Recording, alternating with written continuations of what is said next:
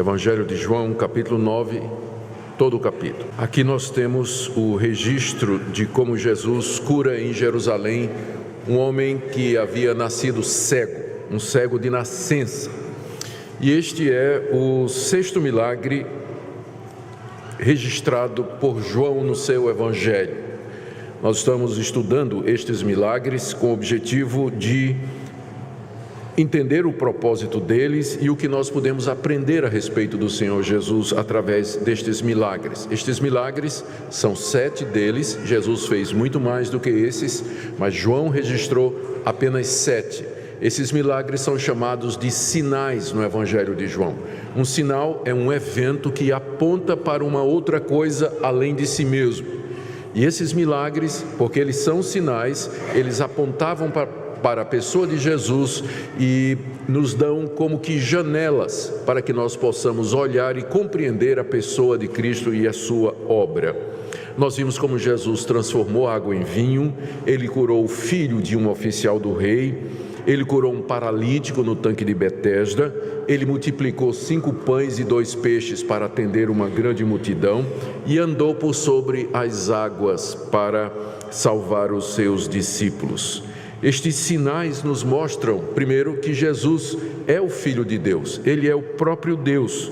Ele transforma água em vinho, ele multiplica pães e peixes, ele anda sobre as águas, ou seja, ele tem poder sobre o mundo natural, ele não está sujeito às leis naturais, mas ele usa estas leis de acordo com sua vontade e o seu querer. Mas esses sinais também mostram como Jesus tem poder para salvar pecadores. Ele cura à distância, ele cura com uma só palavra, ele levanta as pessoas que estão prostradas. Todos estes sinais apontam para ele como sendo aquele que salva pecadores, que ama o seu povo e que atende orações. E hoje veremos mais um sinal do tipo de cura que foi efetuado por Jesus em Jerusalém. Ele estava na cidade para a festa dos tabernáculos, que é uma das 3 grandes festas dos judeus. E ele já tinha tido vários confrontos com os fariseus e os líderes religiosos, desde que ele tinha chegado. Tinha havido uma discussão em torno da mulher adúltera, a mulher que tinha sido apanhada em adultério. Os fariseus queriam apedrejar a mulher e Jesus disse: quem de vocês está sem pecado, atire a primeira pedra. E os fariseus ficaram silenciosos e Jesus disse à mulher: vá e não peque mais. E já aquilo começa um conflito com os fariseus, porque queriam testar Jesus, provar Jesus e eventualmente condená-lo. Também os guardas haviam sido mandados pelos fariseus para prender Jesus, e quando viram Jesus pregar, eles voltaram para os fariseus e disseram: não tem como prender esse homem, ninguém nunca falou como ele. E os líderes estavam ficando cada vez mais irritados. E pior, quando no capítulo 8, Jesus começa a dizer que ele é a luz do mundo e que ele veio para trazer luz a um mundo que estava em trevas. E aí então a tensão entre Jesus e os fariseus chega a um nível máximo. Eles procuram já matar a Jesus. E é quando Jesus, passando ali por Jerusalém, passando pela cidade, ele encontra esse homem que é um cego de nascença. E ao curar aquele cego de nascença, Jesus ilustra aquilo que ele vinha dizendo, que ele é de fato a luz do mundo. Então, vamos ler primeiro o relato da cura, que está aí do verso 1 até o verso 7. Caminhando Jesus, viu um homem cego de nascença. E os seus discípulos perguntaram: mestre, quem pecou, este ou seus pais, para que ele nascesse cego? Respondeu Jesus: nem ele pecou, nem seus pais, mas foi para que se manifestem nele as obras de Deus. É necessário que façamos as obras daquele que me enviou enquanto é dia. A noite vem, quando ninguém pode trabalhar. Enquanto estou no mundo, sou a luz do mundo. E dito isso, Jesus cuspiu na terra e, tendo feito lodo com saliva, aplicou aos olhos do cego, dizendo-lhe: vai, lava-te no tanque de Siloé, que quer dizer enviado. Ele foi, lavou-se e voltou vendo. Jesus estava caminhando, queridos, pela cidade, juntamente com os seus discípulos, no meio daquela festa. Muita gente. E era um dia de sábado, era o dia principal da festa. E de repente Jesus se encontra com um cego de nascença, como nos diz aí o verso 1.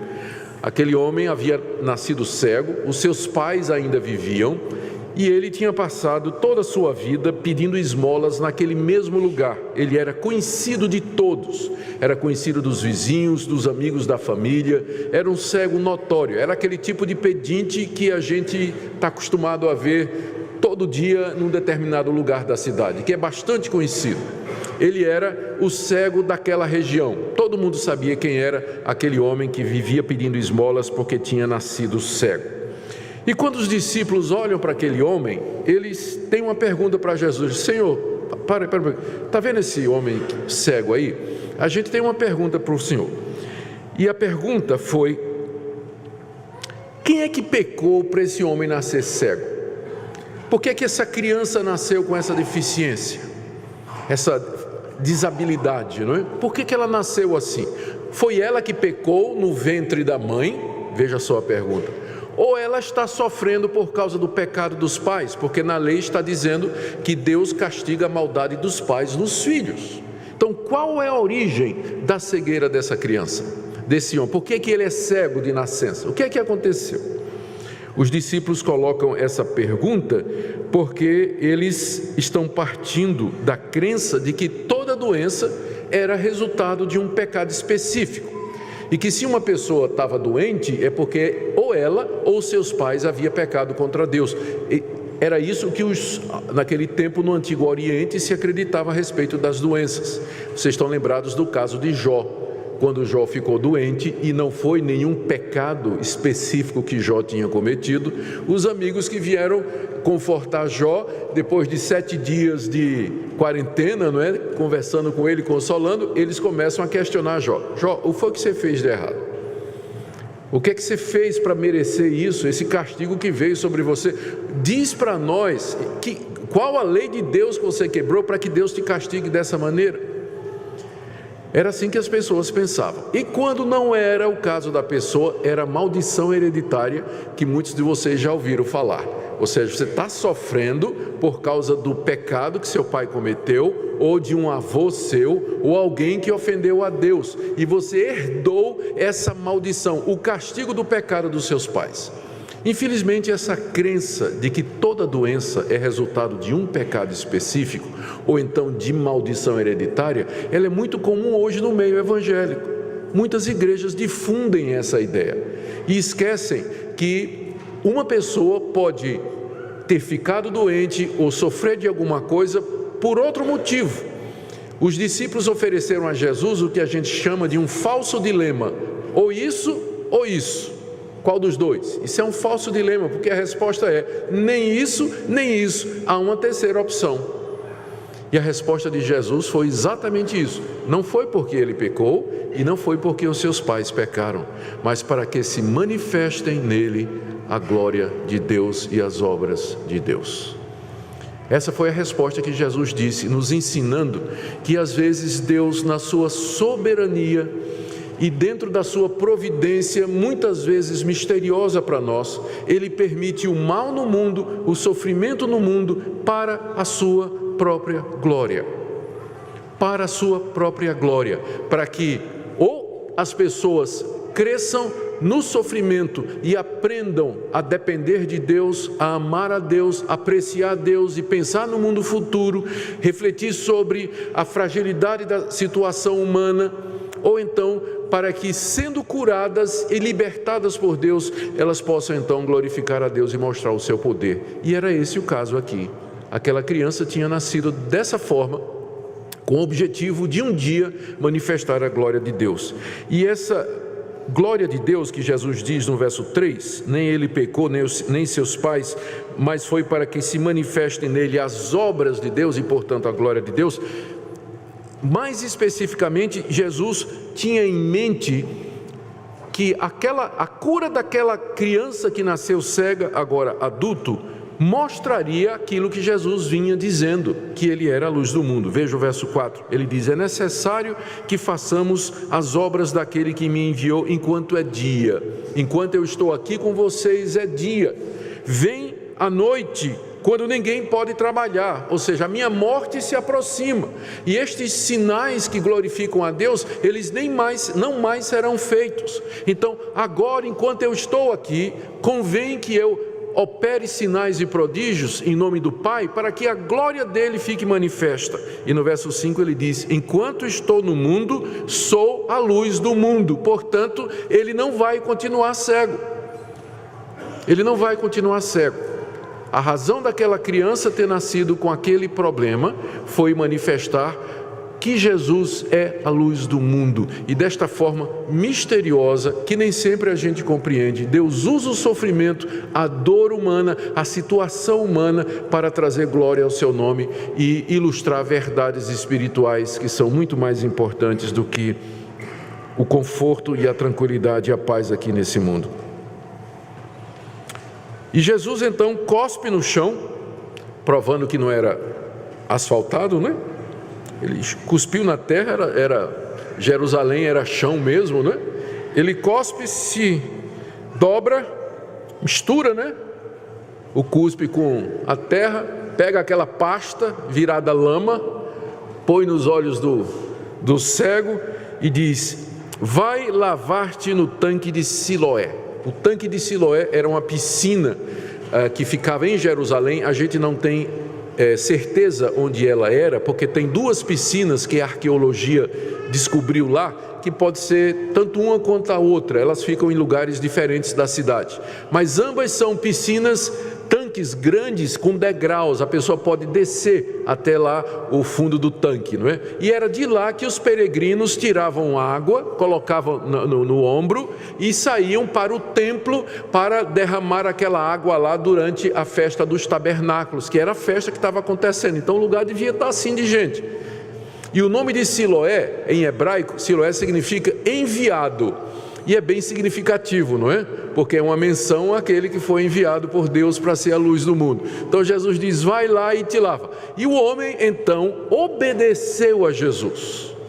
Obedeceu a Jesus. Ele vai, provavelmente guiado por alguém pela mão, e entra no tanque de Siloé, né? Lava o rosto e de repente ele está vendo. De repente ele está vendo. Jesus então efetua esse milagre extraordinário. E a primeira reação é dos amigos. Veja o que diz aí a partir do verso 8. Os amigos e os vizinhos ficam completamente confusos. Eles não conseguem acreditar no que está acontecendo. Vamos ler do verso 8 ao 12. Então os vizinhos e os que dantes o conheciam de vista, como mendigo, perguntavam: não é esse o que estava assentado pedindo esmolas? Uns diziam: é ele. E outros: não, mas se parece com ele. Ele mesmo, porém, dizia: sou eu. E perguntaram, pois: como te foram abertos os olhos? Respondeu ele: o homem chamado Jesus fez lodo, untou-me os olhos e disse-me: vai ao tanque de Siloé e lava-te. Então fui, lavei-me e estou vendo. E disseram-lhe, pois: onde está ele? Respondeu: não sei. Não sei. Os vizinhos, né? Os amigos, todo mundo estava acostumado a ver o homem e dizia: mas peraí, esse homem não era cego de nascença? Ué, ele está andando sozinho, ele está olhando para todo mundo, está olhando para nós, ele está vendo agora. O que aconteceu? Não pode ser ele não, deve ser alguém parecido com ele, alguém parecido com ele. Não, é ele mesmo. Não, é alguém parecido com ele. O homem disse: sou eu mesmo. E os vizinhos então: mas como é que isso aconteceu com você? Como é que isso aconteceu com você? E a resposta do homem, no verso 11, foi: o homem chamado Jesus colocou lama nos meus olhos e me mandou que eu me lavasse. Eu fui e voltei vendo. A essa altura, ele se refere a Jesus como sendo um homem, não é? Um homem chamado Jesus, aquela pessoa, eu não sei quem é, mas eu sei que o nome dele é Jesus. E ele melou meus olhos, né? E mandou eu me lavar. Eu resolvi obedecer e agora de repente meus olhos se abriram. Aí o pessoal disse: mas onde está ele? Onde está essa pessoa extraordinária que fez isso? Eu disse: eu não sei, quando eu voltei do tanque não tinha mais ninguém, eu não sei onde ele está. E os vizinhos ficaram completamente completamente confusos. Eles disseram: aqui tem coisa, né? Nós temos que ter uma explicação para isso. E quem melhor para explicar isso do que o nosso pastor? E aí pegaram o cego e disseram: vamos levar você aos fariseus, que eram os líderes religiosos, né? Para que dessem uma explicação o que é que estava acontecendo. E aqui do verso 13 até o verso 17, nós lemos como os amigos levaram o cego para os líderes religiosos para saber o que é que estava acontecendo, porque ninguém conseguia fazer sentido daquilo. Um cego de nascença, de repente, não é? Ele está vendo. Uma pessoa que nasce cega, ela nasce com séria deficiência na visão. Então alguma coisa aconteceu ali, né? E a gente sabe o que aconteceu. Foi a criação do globo ocular, dos nervos, da retina. Tudo foi criado ali naquela hora que Jesus operou aquele milagre. Mas eles não estavam compreendendo absolutamente nada. Vamos ler do verso 13 até o verso 17. Levaram, pois, aos fariseus o que dantes fora cego, e era sábado, o dia em que Jesus fez o lodo e lhe abriu os olhos. Então os fariseus, por sua vez, lhe perguntaram: como chegar a ver? Ao que ele respondeu: ele aplicou lodo aos meus olhos, lavei-me, estou vendo. Por isso alguns dos fariseus diziam: esse homem não é de Deus, porque não guarda o sábado. E diziam outros: como pode um homem pecador fazer tamanhos sinais? E houve dissensão entre eles. E de novo perguntaram ao cego: que dizes tu a respeito dele, visto que te abriu os olhos? Ele é profeta, respondeu o cego. Aqui, os fariseus começam a brigar entre si diante da resposta do cego, não é? Eles perguntam ao cego: você era cego? Eu era cego. E como é que os olhos abriram? Ele mais ou menos disse assim: olha, eu já disse aos meus amigos, meus vizinhos, chegou essa pessoa, né, chamado Jesus, ele untou meus olhos, né, com cuspe, né, que ele fez no chão. O pessoal me disse que foi assim. Eu fui lá no tanque de Siloé, entrei lá na piscina, e quando eu saí eu estava vendo. Aí como é que ele te curou? Ele cuspiu no chão, fez lama. Na lei dos judeus, na Mishnah, que é um compêndio da legislação judaica, tem 37 categorias de coisas que você não pode fazer no sábado. E se você fizer no sábado, era considerado pecado. Uma das 37 era fazer barro. Então, na hora que os fariseus ouviram, né? Veja logo aí, ó. Verso 15: ele me aplicou lodo aos olhos. Aí os fariseus disseram: esse homem não é de Deus, não. Isso não pode ser de Deus, não, porque ele quebrou o sábado. É proibido fazer lodo no sábado.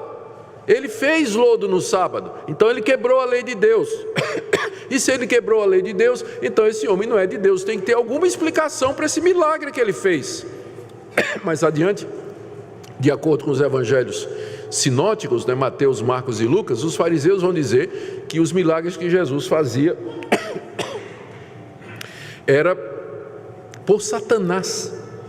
Ele estava possuído pelo demônio, e por isso que ele fazia aqueles sinais. Ou outra explicação qualquer, tipo assim: isso aqui é charlatanice, esse homem nunca foi cego, isso aqui estão inventando. Mas uma pessoa que quebra o sábado, essa pessoa não pode ser de Deus. Essa foi a primeira reação dos fariseus, não é? Aqui nós vemos, irmãos, como o apego a costumes e tradições que não são bíblicos, porque não tem nada na Bíblia proibindo fazer lama no sábado. Aquilo era uma lei humana. Como o apego a tradições na igreja, a costumes na igreja que não tem fundamentação bíblica, cega as pessoas para ver a verdade. A gente se apega às vezes a práticas e tradições porque elas estão na igreja há 50 anos, 60 anos. A gente diz: mas sempre foi feita assim, sempre foi dessa maneira. E a gente não consegue ver a verdade diante dos nossos olhos. Espero que não seja uma das três, não é?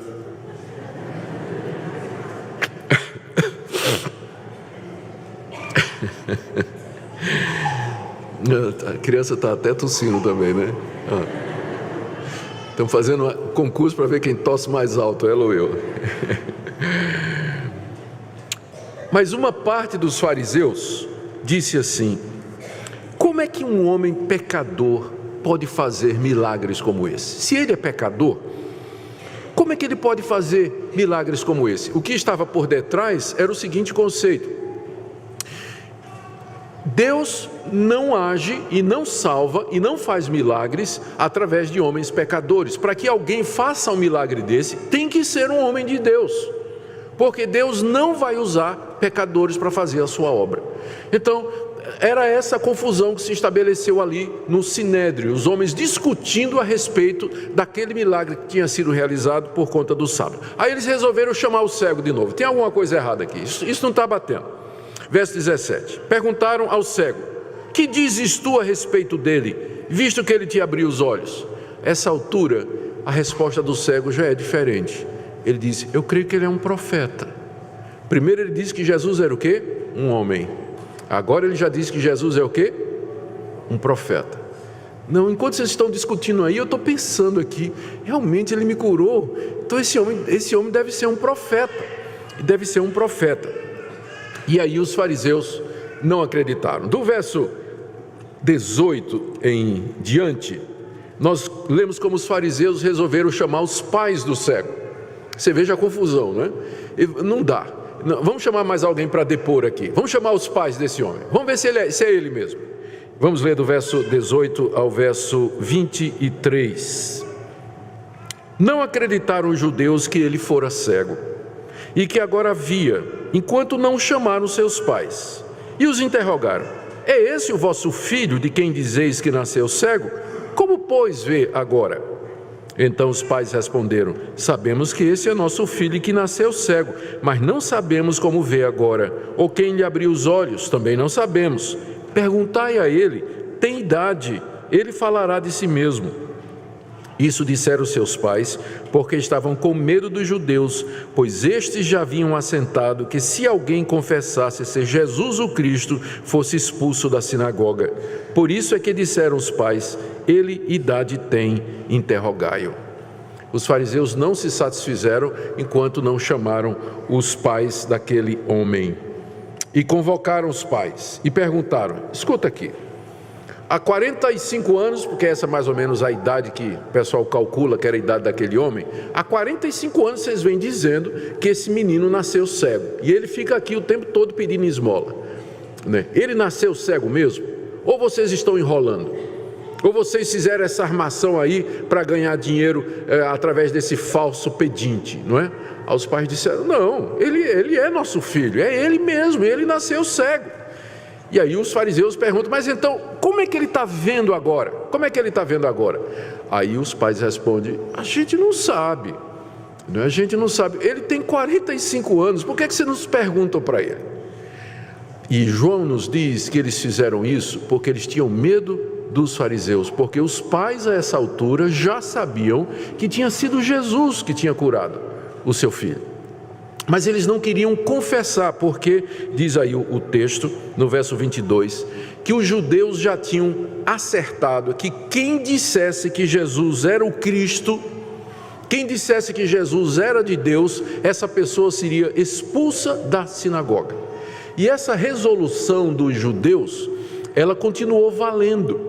Muitos dos primeiros cristãos que se tornaram judeus, aliás, todos os primeiros cristãos que se tornaram judeus, eles foram expulsos e banidos das sinagogas. Por isso eles eram considerados proscritos, eram perseguidos pelos judeus, e era por isso que Saulo de Tarso, algum tempo depois, ele pegou cartas dos sacerdotes para prender judeus que nas cidades da região da Judéia estavam dizendo que Jesus é o Cristo. Essa foi a razão pela qual as grandes perseguições vieram em Jerusalém contra os cristãos, porque os judeus combinaram: quem reconhecer que Jesus é o Cristo vai ser expulso da sinagoga, vai ser considerado um fora da lei, e essa pessoa pode ser inclusive morta. Muitos judeus perderam sua esposa, porque eles creram em Jesus, e a esposa se divorciou, largou o marido, porque não queria continuar com ele. Alguns acham inclusive que essa era a situação de Saulo de Tarso. Saulo não tinha mulher. Alguns acham que a mulher dele, quando ele se converteu a Cristo, a mulher o largou porque não queria deixar a sinagoga. A carta aos Hebreus foi escrita exatamente a um grupo de judeus que tinha crido em Jesus e que estavam sendo ameaçados de expulsão e de perseguição por parte dos seus patrícios. E esse autor da carta aos Hebreus queria evitar que eles negassem a Cristo e voltassem atrás para o judaísmo. Foram dias de muita perseguição no início do cristianismo por parte dos judeus, porque eles não queriam admitir que Jesus era o Cristo, o Messias, enviado de Deus, apesar de todos os sinais e prodígios que Jesus fez diante dele. Por isso muita gente teve medo. O próprio Evangelho de João diz que havia José de Arimateia, por exemplo, era um temente a Deus, era um homem crente temente a Deus, mas era como que um discípulo oculto de Jesus. Tinha muita gente no Sinédrio, entre os fariseus, que mais ou menos acreditava que Jesus era o Messias, mas não tinha coragem de falar abertamente, com medo de serem excomungados da sinagoga. E era a situação dos pais do cego. Quem é que curou teu filho? Não sei. É nosso filho, ele nasceu cego, está vendo agora. Mas eu não sei. Por que você não pergunta para ele? Ele tem 45 anos de idade. Até o dia de hoje, há pessoas que receiam os homens, que têm medo das pessoas, medo de assumir uma postura cristã, de dizer eu sou crente em Jesus, sou discípulo de Jesus, e viver as consequências disso aí. Eles têm medo, como os pais desse cego. E aí começa os fariseus voltam para o cego uma segunda vez. Eles estão resolvidos a chegar ao fundo dessa questão. Vamos ler do verso 24 a 26, que é o segundo interrogatório do cego. Então chamaram pela segunda vez o homem que fora cego e lhe disseram: dá glória a Deus, nós sabemos que esse homem é pecador. E ele retrucou: se é pecador eu não sei, uma coisa eu sei, eu era cego e agora vejo. Perguntaram: o que ele te fez? Como é que te abriu os olhos? Aqui você percebe que os fariseus, eles querem convencer o cego de que ele tinha sido curado por um pecador. Por isso eles dizem no verso 24: dê glória a Deus, não dê glória a esse homem não. Porque se você está curado, foi Deus que curou você. Esse homem é um pecador. Como é que Deus fez? Eu não sei, nós não sabemos. Mas esse homem é um pecador. Não glorifique o nome dele, não exalte o nome dele. A resposta do cego é simples e pode ser resumido na seguinte frase: contra fatos não há argumento. Eu não sei se ele é pecador, eu só sei uma coisa: eu era cego e agora eu estou vendo. Contra fatos não tem argumento. E os fariseus tinham que encarar o fato de que diante deles estava um cego de nascença que agora podia ver. E aí eles voltam a insistir no verso 26, como é que ele fez isso? E aí o cego perde a paciência, não é? Aí já é o terceiro depoimento dele. E aí começa no verso 27 até o 34, o último confronto dos fariseus com o cego. O cego respondeu: eu já disse e não atendestes. Por que quereis ouvir outra vez? Porventura quereis vós também tornar-vos seus discípulos? Então os fariseus o injuriaram e disseram: discípulo dele és tu, mas nós somos discípulos de Moisés. Sabemos que Deus falou a Moisés, mas este nem sabemos de onde ele é. Respondeu o homem: nisso é de estranhar que vós não saibais de onde ele é, e contudo me abriu os olhos. Sabemos que Deus não atende a pecadores, mas pelo contrário, se alguém teme a Deus e pratica a sua vontade, a este atende. Desde que há mundo jamais se ouviu que alguém tenha aberto os olhos a um cego de nascença. Se esse homem não fosse de Deus, nada poderia ter feito. Mas os fariseus retrucaram: tu és nascido todo em pecado e nos ensinas a nós? E o expulsaram. Aqui você vê a cegueira religiosa no seu evento ou no seu exemplo máximo. Como estes homens estavam endurecidos na sua incredulidade, apegados à sua tradição, a interpretação equivocada que eles tinham da lei, o apego e o compromisso e a aderência a mandamentos que eles mesmos haviam elaborado e que não estavam na palavra de Deus, e que impediam de ver o óbvio o óbvio que estava ali diante dele. Aquele homem era um cego de nascença e Jesus havia aberto os olhos daquele homem. E Deus então usa o cego para trazer uma lição para aqueles homens. Eles diziam assim: nós não queremos ser discípulo dele, nós somos discípulos de Moisés. Ou seja, nós seguimos a lei de Moisés. Nós somos aqueles que explicam a lei de Moisés, sentamos na cadeira de Moisés, somos herdeiros da lei de Deus. Aí o cego diz: então eu estranho muito, se vocês são tudo isso, eu estranho que vocês não saibam de onde ele é. Porque os fariseus tinham dito: nós não sabemos nem de onde esse homem é, de onde ele veio, quem é ele? Aí o cego disse: poxa, se vocês são isso tudo, é de estranhar que vocês não conheçam e não tenham ideia de quem é esse homem que acaba de fazer isso que ele fez. E aí o cego faz um sermão de vários pontos para os fariseus. A essa altura o cego já tinha passado de dizer que Jesus era um homem para ser um discípulo de Jesus e já é um pregador do Evangelho. Já é um mestre, já está dando lição nos fariseus. Você vê que a conversão é alguma coisa que se processa aos poucos às vezes, né? Tem gente que se converte como Saulo de Tarso, mas tem pessoas que vão sendo levadas gradativamente a um conhecimento maior da verdade, até que finalmente nós vamos ver como é que o cego termina com relação a Jesus. Olha o que é que o cego diz. Verso 31. Sabemos que Deus não atende a pecadores, mas pelo contrário, se alguém teme a Deus e pratica a sua vontade, a este atende. Segunda coisa que ele diz no verso 32: desde que há mundo jamais se ouviu que alguém tenha aberto os olhos a um cego de nascença. Conclusão do sermão: se esse homem não fosse de Deus, nada poderia ter feito. A lógica do cego é muito simples. Primeiro, ele me abriu os olhos. Segundo, ninguém nunca fez isso, nunca ninguém ouviu falar de um cego de nascença que foi curado. E é verdade, no Antigo Testamento há o registro de muitos milagres, mas não há registro da cura de um cego de nascença. Na literatura extrabíblica, nos apócrifos, pseudepígrafos e na literatura dos gregos e dos romanos daquela época, também não há relato, nem mítico e nem verdadeiro, de alguém que tenha nascido cego e que tenha sido curado depois. Então, o cego, mesmo sendo um homem iletrado, né, provavelmente, é claro que era, né, ele nunca foi para a escola, então ele disse uma verdade. Ninguém nunca ouviu falar, e nunca aconteceu antes de mim, de um cego de nascença ver aos 40 e poucos anos de idade. Então, eu era cego, esse homem me abriu os olhos, ele fez uma coisa que ninguém nunca fez antes.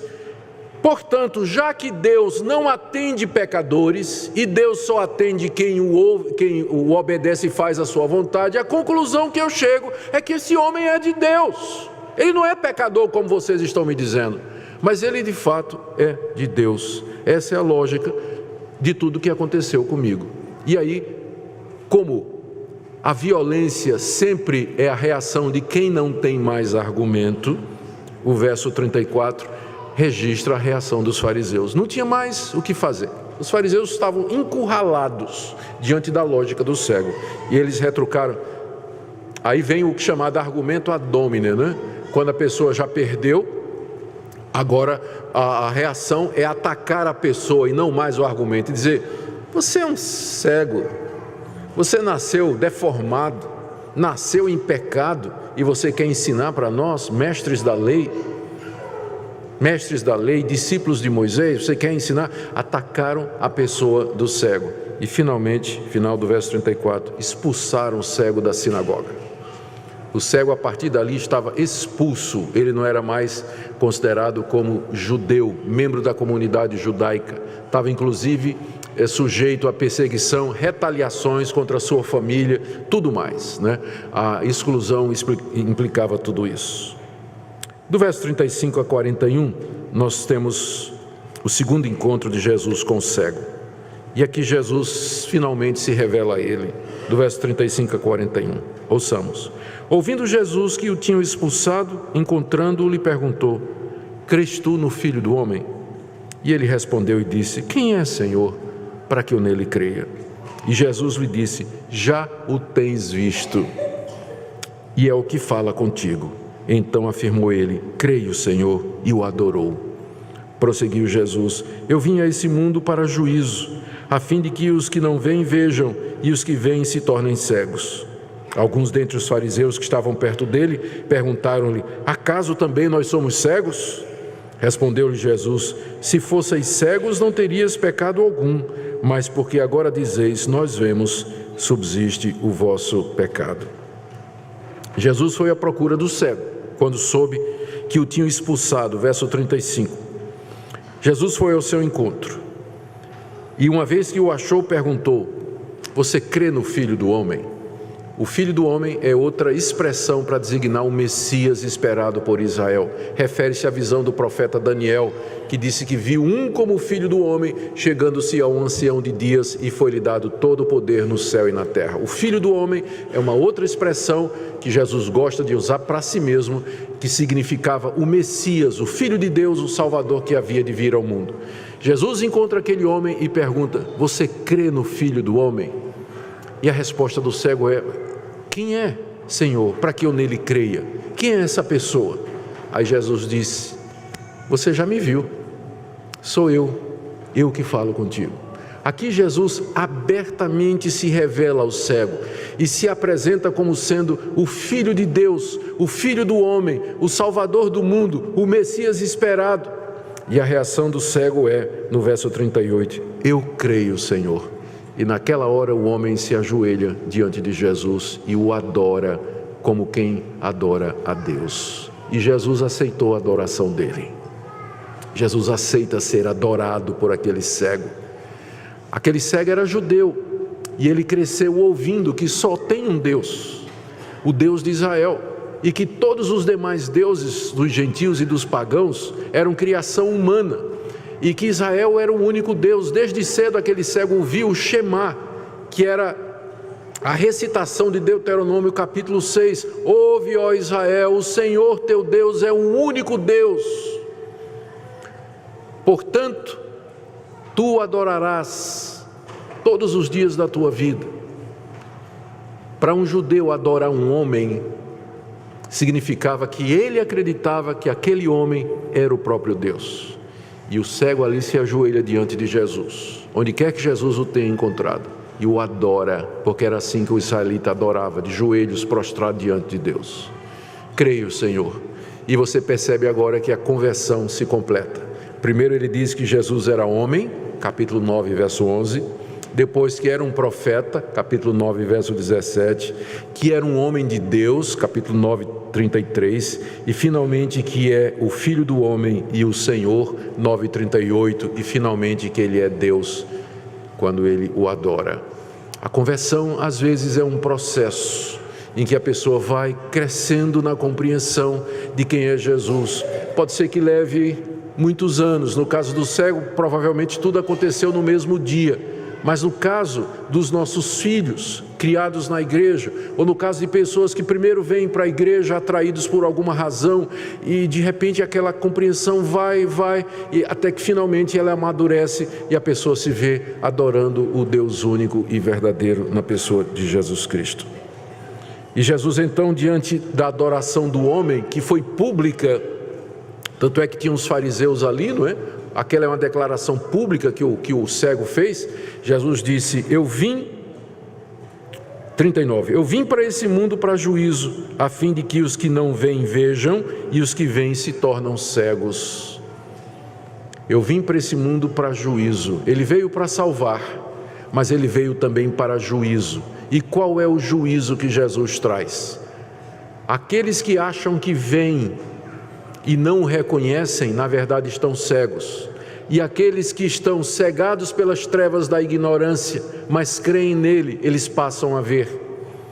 Aqueles que acham que veem se tornam cegos, e os cegos agora podem ver. A pessoa de Jesus representa a diferença entre a vida eterna e o juízo final. E aí os fariseus, no verso 40, não é? Ouviram aquilo, porque tudo isso foi em público, a adoração do cego, a declaração de Jesus. Ouviram, aí disse assim: o senhor está dizendo que nós somos cegos, porque nós não acreditamos que você é o Messias de Israel? Você está chamando a gente de cego? E Jesus disse: estou. Verso 41. Se vocês fossem cegos, não teriam pecado nenhum, mas porque vocês dizem, nós vemos, subsiste o vosso pecado. O que Jesus quer dizer é o seguinte: se vocês não soubessem quem eu sou, vocês não seriam culpados de me rejeitar. Mas vocês sabem quem eu sou. Eu acabei de fazer um milagre que prova quem eu sou, e vocês me rejeitam. Por isso o pecado de vocês permanece.